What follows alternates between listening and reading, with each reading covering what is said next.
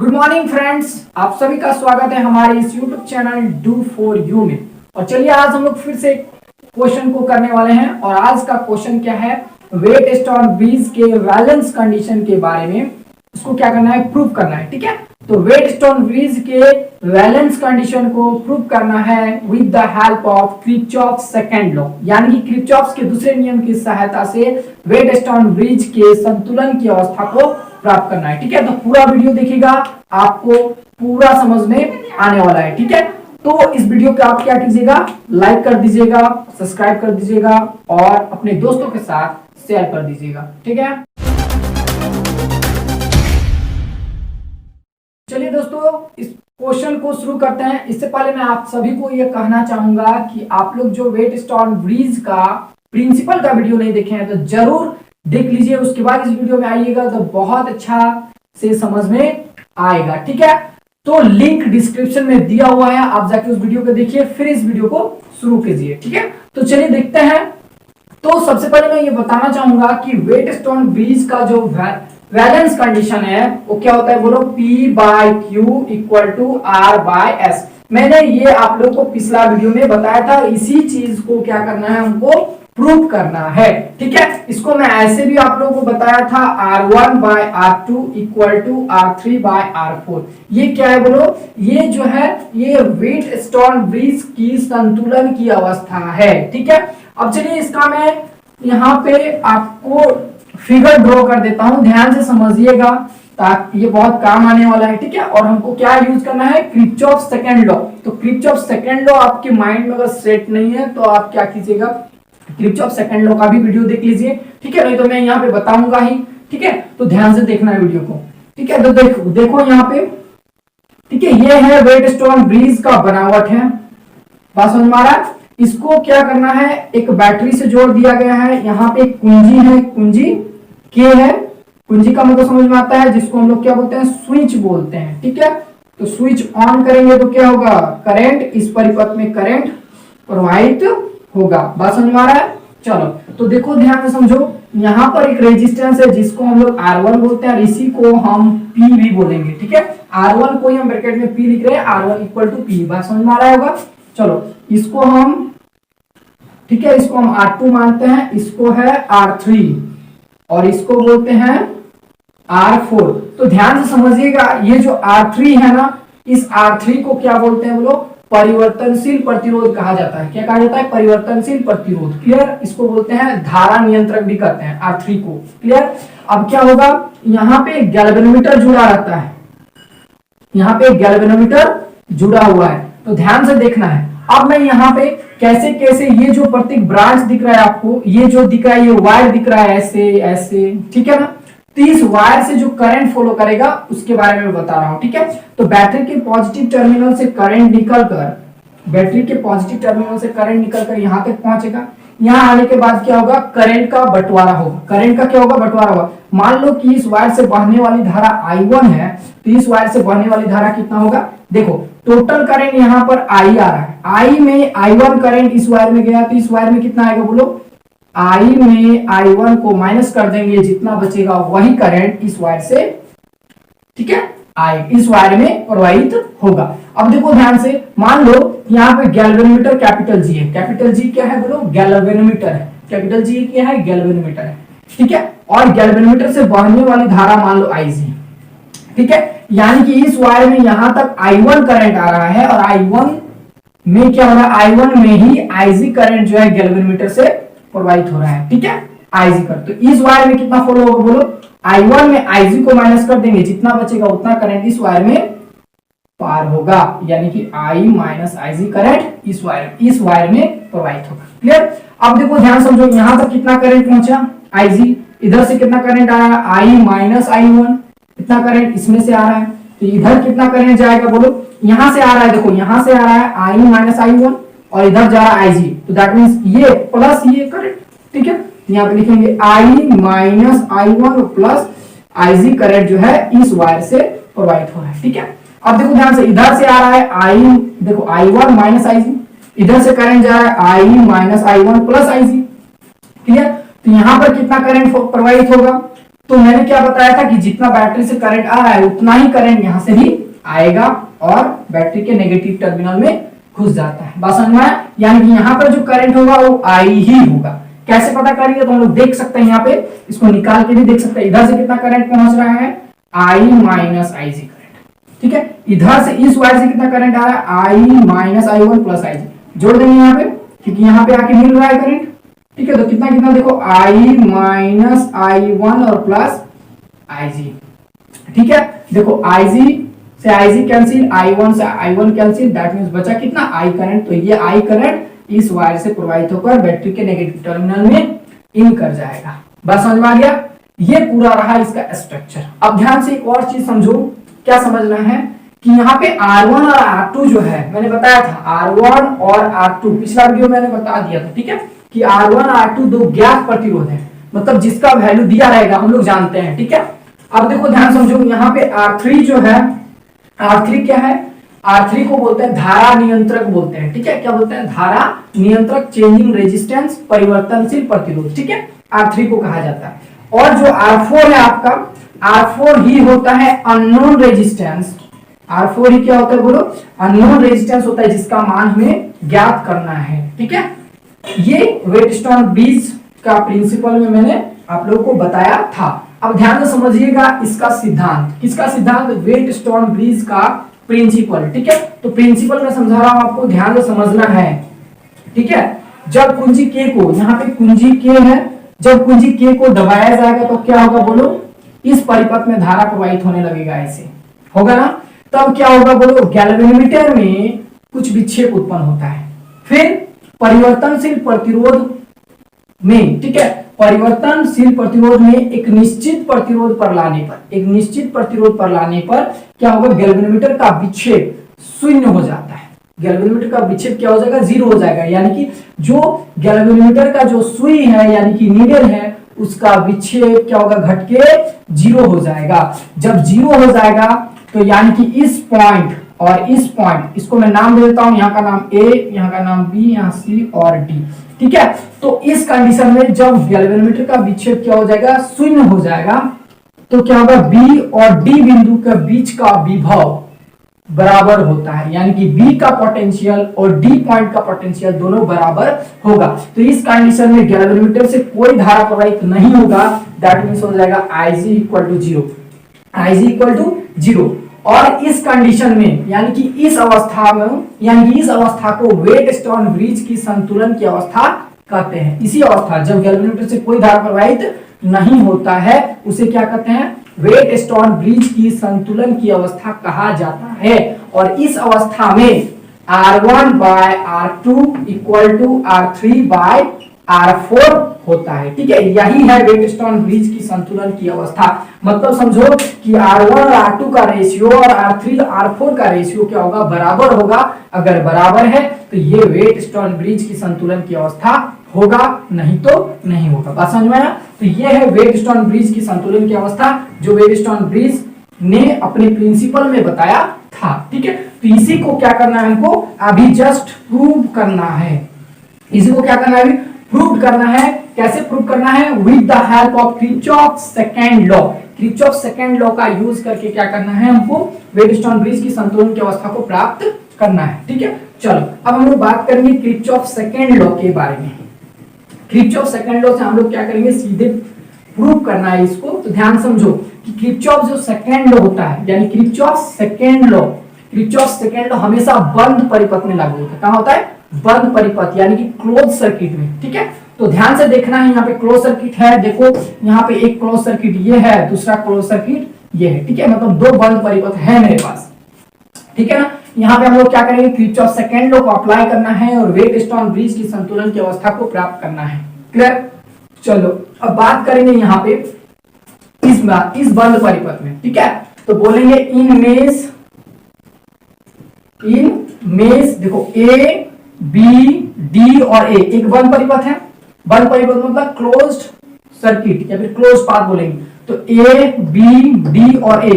ठीक है, तो इनमें A B D और A में क्या करेंगे? किरचॉफ सेकंड लॉ का यूज करेंगे। ठीक है, तीन बंद परिपथ में क्या करेंगे? किरचॉफ सेकंड लॉ का यूज करेंगे। किरचॉफ सेकंड लॉ क्या कहता है, ध्यान से समझना है कि किसी बंद परिपथ में, ठीक है, किसी बंद परिपथ के प्रत्येक भाग से बहने वाली धारा और प्रतिरोध का गुणनफल का बीजगणितीय योग परिपथ में लगे हुए कुल विद्युत वाहक बल के बराबर होता है। यानी कि देखो यहाँ पे मेरे पास जो ब्रांच है, ये एक ब्रांच है, दूसरा ये ब्रांच है, तीसरा ये एक ब्रांच है, तो ये तीनों ब्रांच में करंट और रेजिस्टेंस का प्रोडक्ट लेंगे और इस प्रोडक्ट का मतलब तीनों का, ठीक है, तीन को ब्रांच है, एक ये ब्रांच, एक ये ब्रांच और एक ब्रांच, तो तीनों ब्रांच में करंट और रेजिस्टेंस का क्या लेंगे, प्रोडक्ट लेंगे, उसका एल्जेब्रिक सम करेंगे और ये जो एल्जेब्रिक सम होगा इस पूरे बंद परिपथ में लगे हुए कुल विद्युत वाहक बल यानी कि ईएमएफ के बराबर होता है। बस समझ में, ईएमएफ के बराबर होता है। तो ध्यान समझना। अब देखो हम लोग क्या करेंगे, ध्यान समझो, धारा और प्रतिरोध का गुणनफल, तो धारा और प्रतिरोध का गुणनफल इस ब्रांच में, इसमें देखो इस वायर में धारा और प्रतिरोध का गुणनफल कितना है, I1 और R1 है, ठीक है, I1 और R1 है। इस ब्रांच में देखो इसमें कितना है, Ig है गैल्वेनोमीटर से बहने वाली धारा, और मान लो कि गैल्वेनोमीटर का प्रतिरोध यानी कि गैल्वेनोमीटर का प्रतिरोध जो है वो जी ओम है। गैल्वेनोमीटर का प्रतिरोध कितना है, जी ओम, ठीक है, गैल्वेनोमीटर का प्रतिरोध कितना है, जी ओम है। G ohm is the resistance of galvanometer, ठीक है। तो इस ब्रांच में धारा और प्रतिरोध का गुणनफल Ig करंट है और जी स्मॉल जी जो है वो है रेजिस्टेंस, तो ठीक है, करंट और रेजिस्टेंस का प्रोडक्ट हो गया। फिर एक और है, इसमें देखते हैं, इसमें R3 क्या है, रेजिस्टेंस है, I माइनस R1 क्या है, करंट है, तो उसका दोनों का प्रोडक्ट, तो I माइनस I1 और इंटू R3, ठीक है। क्या होगा, ये जो इसका एल्जेब्रिक सम होगा और ये जो एल्जेब्रिक सम है वो किसके बराबर होगा, इस पूरे परिपथ में लगे हुए विद्युत वाहक बल के बराबर यानी ईएमएफ के बराबर होगा। तो इस पूरे क्लोज सर्किट में एक भी विद्युत वाहक बल यानी कि एक भी सेल जुड़ा हुआ है क्या, नहीं जुड़ा हुआ है, तो एक भी सेल नहीं जुड़ा हुआ यानी कि टोटल ईएमएफ जो होगा वो होगा 0। अब हम बताएंगे इसमें साइन कन्वेंशन होता है।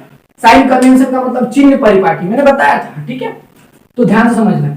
तो चिन्ह परिपाटी को कैसे समझेंगे, जो धारा क्लॉकवाइज डायरेक्शन में, जो करंट क्लॉकवाइज डायरेक्शन में होगा, ठीक है, जो करंट क्लॉकवाइज डायरेक्शन में होगा उसको पॉजिटिव और नहीं तो नेगेटिव, ठीक है, मतलब एंटी क्लॉक में होगा तो नेगेटिव, क्लॉकवाइज में होगा तो पॉजिटिव, ठीक है। तो चेक करना है क्लॉकवाइज में कौन कौन करंट है, तो क्लॉक घड़ी ऐसे घूमता है ना, चलो इसको क्लॉकवाइज डायरेक्शन बोलेंगे, यानी कि I1 होगा पॉजिटिव, Ig होगा पॉजिटिव और ये है I माइनस I1, ये होगा नेगेटिव क्योंकि ये एंटी क्लॉक है, ऐसे जा रहा है करंट, ठीक है, क्लॉकवाइज डायरेक्शन ऐसे होता है। तो I और Ig होगा पॉजिटिव, तो ये होगा पॉजिटिव और ये होगा पॉजिटिव, ये हो जाएगा नेगेटिव। बात समझ में आया, गुड। अब देखो यहाँ पे लिख रहे हैं I1 R1 प्लस Ig और इंटू G, ठीक है, is equal to I minus I1 और इंटू R3। बात समझ में आया। अब बात करेंगे, ठीक है, in the balance condition of Wheatstone bridge, ठीक है, यानी कि वेट स्टोन ब्रिज की संतुलन की अवस्था में क्या होता है, तो वेट स्टोन ब्रिज की संतुलन की अवस्था में Ig इक्वल टू 0 होगा।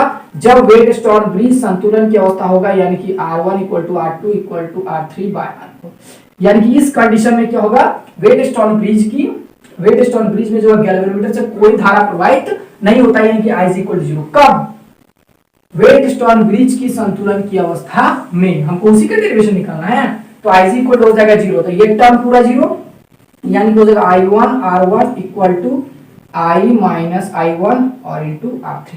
यहां से लिखेंगे R1, ध्यान समझना है, यहां लिखेंगे कितना R1 by R3 equal to कितना हो जाएगा, देखो I माइनस I1 और बाय I1, ठीक है, इसको इक्वेशन फर्स्ट। क्लियर, समझ में आ गया। चलो ये इक्वेशन फर्स्ट हमको समझ में आ गया, ठीक है, इसको स्क्रीनशॉट कर लीजिए, ठीक है। ये पहला मेष, इन मेष ए बी डी ए का काम खत्म, ठीक है। देखो बाबू ये एग्जाम में 5 नंबर में पूछता है, ठीक है, जैक बोर्ड में, सीबीएसई में भी एग्जाम में पूछता है, ठीक है, 5 नंबर के आसपास, ठीक है, तो इसको बढ़िया से करना है, ठीक है। चलो इस मेष 1 कंप्लीट। अब हम बात करेंगे इसमें कितना आया, मैं यहाँ पे लिख देता हूं ऊपर में, इक्वेशन फर्स्ट मेरा जो भी आ रहा है, इक्वेशन फर्स्ट मेरे पास कितना आया बोलो, R1 बाय R3 इक्वल कितना आ रहा है, I माइनस I1 और बाय I1। क्लियर, इतना आया। अब बात करेंगे इन मेष 2 में, ठीक है। तो इन मेष 2 में, तो इन मेष 2 क्या क्या है बोलो, इन मेष 2 का नाम क्या क्या है बोलो फटाफट देखो, बी डी सी और बी, ठीक है, ये वाला मेष तो होगा बी डी सी और बी, ठीक है। इस मेष में इसमें क्या करेंगे, किरचॉफ सेकंड लॉ अप्लाई करना है। किरचॉफ सेकंड लॉ क्या है, धारा और प्रतिरोध का गुणनफल परिपथ में लगे हुए कुल विद्युत भागफल के बराबर होता है, ठीक है। धारा और प्रतिरोध का गुणनफल का बीजगणितीय योग परिपथ में लगे हुए कुल विद्युत भागफल के बराबर होता है, ठीक है। तो इसमें चेक करेंगे, इस वायर में देखो ये है करंट, ये है रेजिस्टेंस, दोनों का प्रोडक्ट लेंगे यानी कि I1 माइनस IG और इंटू R2 हो गया। चलो इसमें लेंगे, इसमें ये है करंट, ये है रेजिस्टेंस, होगा I minus I1 plus IG और इंटू R4, क्लियर। अब बात करेंगे इसमें, एक ये है ना, तो इसमें होगा IG करंट है और G ओम रेजिस्टेंस है, यानी कि बात करेंगे IG और इंटू G इक्वल टू, इस पूरे बंद परिपथ में, इस पूरे क्लोज सर्किट में एक भी सेल जुड़ा हुआ है क्या, सेल जुड़ा हुआ नहीं हुआ है, टोटल ईएमएफ क्या होगा, 0 होगा। अब क्या करना है, साइन कन्वेंशन। साइन कन्वेंशन क्या है, जो धारा क्लॉकवाइज डायरेक्शन में, जो धारा क्लॉकवाइज है, ऐसे होगा ना क्लॉकवाइज डायरेक्शन, तो जो धारा क्लॉकवाइज डायरेक्शन में है उसको पॉजिटिव, अन्यथा नेगेटिव चेक करना है। तो ये है क्लॉकवाइज डायरेक्शन, ऐसे घुमाओ, तो ये है क्लॉकवाइज डायरेक्शन, ये हो गया ऐसे जा रहा है, और ऐसे क्लॉकवाइज डायरेक्शन, ये हो गया एंटी क्लॉक, ये भी ऐसे करंट ऐसे आ रहा है, क्लॉकवाइज ऐसे है, ये भी हो गया एंटी क्लॉक, यानी कि IG नेगेटिव होगा, ये वाला नेगेटिव होगा, ये खाली पॉजिटिव होगा। हाँ, तो ये हो गया पॉजिटिव, ये वाला होगा नेगेटिव, ये वाला भी होगा नेगेटिव, ठीक है। चलो समझते हैं। अब बोलो फिर क्या लगाएंगे, वेट स्टोन ब्रिज की संतुलन की अवस्था में, जब बैलेंस कंडीशन में रहता है कौन, वेट स्टोन ब्रिज, तो वेट स्टोन ब्रिज की, ठीक है, संतुलन की अवस्था में IG equal to 0, IG equal to 0 होता है, ठीक है। तो यानी कब, जब I1 R2 equal to R3 by R4, मतलब ये कब होगा, जब IG इक्वल टू 0 होगा तभी ये होगा, ठीक है ना। और इसी को हमको प्रूव करना है अभी, तो IG इक्वल टू 0 होना चाहिए, तो ये पूरा 0 चेक करते, जहां जहां IG दिख रहा है वहां 0 करते जाएंगे, तो यहाँ होगा I1 और ये 0 हो गया, तो होगा R2, आ गया समझ में, माइनस इसको करो, यहाँ पे 0 होगा तो लिखना है I माइनस I1 और इंटू R4, कोई दिक्कत, और ये वाला पूरा टर्म 0, दैट मीन्स 0, यानी कि मेरे पास अब आ रहा है I1 R2, ठीक है, इज इक्वल टू, इसको इधर भेज देते हैं तो हो जाएगा I माइनस I1 और बाय R4, ठीक है, ये है। अब इसको देखते हैं कितना हो रहा होगा, कैसे करना है बोलो, क्या कर दिया हम, यहाँ पे R4 होगा ना। चलो अब करते हैं, देखो I1 bye R4, I1 bye R4, तो I1 बाय R4 कितना हो जाएगा बोलो, I1 नहीं R2, ये R2 है ना, R2 R4, ठीक है ना। यहाँ पे होगा I2 नहीं R2 बाय R4, ठीक है, R2 बाय R4 करेंगे तो कितना हो जाएगा, देखो यहाँ पे होगा I माइनस I1 और बाय यहाँ पे I1, क्लियर। चलो ये हो गया इक्वेशन 2, इसको करना है क्या, इक्वेशन 2, और ये मेरा था इक्वेशन फर्स्ट। अब इन दोनों का आपस में कंपैरिजन करो, इसको आपस में कंपैरिजन करो, देखो ये दोनों का रेशियो सेम आ रहा है, यानी कि बोल सकते हैं from equation first and second, from equation first and second, तो फ्रॉम इक्वेशन फर्स्ट और सेकंड से क्या होगा बोलो, R1 by R3 equal to R2 by R4, that means बोलेंगे अच्छा से लिखेंगे तो R1 bye R2 equal to R3 by R4, यही तो है balance condition of Wheatstone bridge, clear. इसको हम लोग ऐसे भी लिख सकते हैं, R1 की जगह क्या माने हैं, P लिखे तो होगा P, R2 की जगह क्या लिखे हैं, Q, ठीक है, R3 की जगह R और R4 की जगह S, ठीक है। तो ये रहा, ये हो गया प्रूव, ठीक है। ये क्या है बोलो, ये है balance condition of Wheatstone bridge, ठीक है, with the help of Kirchhoff's law हम लोग क्या किए, इसको प्रूव कर लिए, ठीक है, आएगा तो एग्जाम में 5 नंबर में आएगा, ठीक है। अब इससे रिलेटेड जो एक न्यूमेरिकल पूछता है इस फॉर्मूला से, वो मैं बता देना चाहूंगा, ठीक है। तो ध्यान से समझना है बात को, एकदम छोटा सा न्यूमेरिकल आएगा, ठीक है, ज्यादा हार्ड तो नहीं पूछता है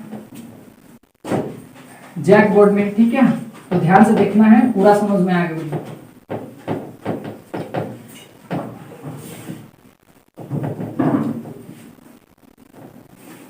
चलिए देखो, यहाँ पे एक क्वेश्चन है, ठीक है। चलो यहाँ पे एक क्वेश्चन है, मान लो इसका रेजिस्टेंस 10 ओम दिया हुआ है, इसका रेजिस्टेंस कितना दिया है 10 ओम, यहाँ का रेजिस्टेंस 20 ओम दिया हुआ है, यहाँ का रेजिस्टेंस 5 ओम दिया हुआ है, यहाँ का रेजिस्टेंस 10 ओम दिया हुआ है, ठीक है। और यहाँ पर एक और रेजिस्टेंस दिया हुआ है, इसका दिया है कितना 10 ओम दिया हुआ है, ठीक है। अब हमको क्या करना है, इसमें हमको समतुल्य प्रतिरोध यानी कि इक्विवेलेंट रेजिस्टेंस निकालना है। क्या निकालना है, इक्विवेलेंट रेजिस्टेंस निकालना है। तो हमको यहाँ पे देखना है कि कौन सा सीरीज कॉम्बिनेशन है और कौन सा पैरेलल कॉम्बिनेशन, कौन श्रेणी क्रम में जुड़ा हुआ है और कौन समांतर क्रम में जुड़ा हुआ है, ठीक है। तो इसको समझने के लिए क्या करना पड़ेगा, ये हम लोग ऐसे ही यहाँ से पता तो नहीं चल रहा है, तो वेट स्टोन ब्रिज अप्लाई करेंगे, ठीक है। तो वेट स्टोन ब्रिज क्या करता है बोलो, R1/R2 इक्वल टू R3/R4। अगर ये कंडीशन अप्लाई हो रहा है तो ये वेट स्टोन ब्रिज की संतुलन की अवस्था होगा। तो चलिए चेक करते हैं। तो 10 R1 की ऑर्डर 10, यहाँ पे 20 इक्वल टू 5 और बाई 10, दैट मीन्स में बोलेंगे 1/2 इक्वल टू 1/2। तो ये वेट स्टोन ब्रिज की संतुलन की अवस्था का पालन कर रहा है। तो दैट मीन्स क्या होगा, इस पॉइंट और इस पॉइंट का पोटेंशियल सेम होगा। तो इस पॉइंट और इस पॉइंट का पोटेंशियल सेम होगा, मतलब इससे कोई करंट प्रवाहित नहीं होगा। तो इसको परिपथ में रखे या हटा दे कोई फर्क नहीं पड़ता है। यानी कि इसको हम क्या कर सकते हैं, यहां से इसको हटा भी सकते हैं। जब हटा देंगे तो हमको पता चल रहा है, क्या पता चल रहा है कि ये होगा सीरीज कॉम्बिनेशन में और ये है पैरेलल कॉम्बिनेशन में, और ये दोनों आपस में पैरेलल में है, ठीक है। ये भी सीरीज में है, ये भी सीरीज में है, और ये दोनों आपस में पैरेलल में है, ठीक है। यानी कि अब हम लोग इसको सॉल्व कर सकते हैं। तो सॉल्व हम लोग ऐसे कर लेंगे,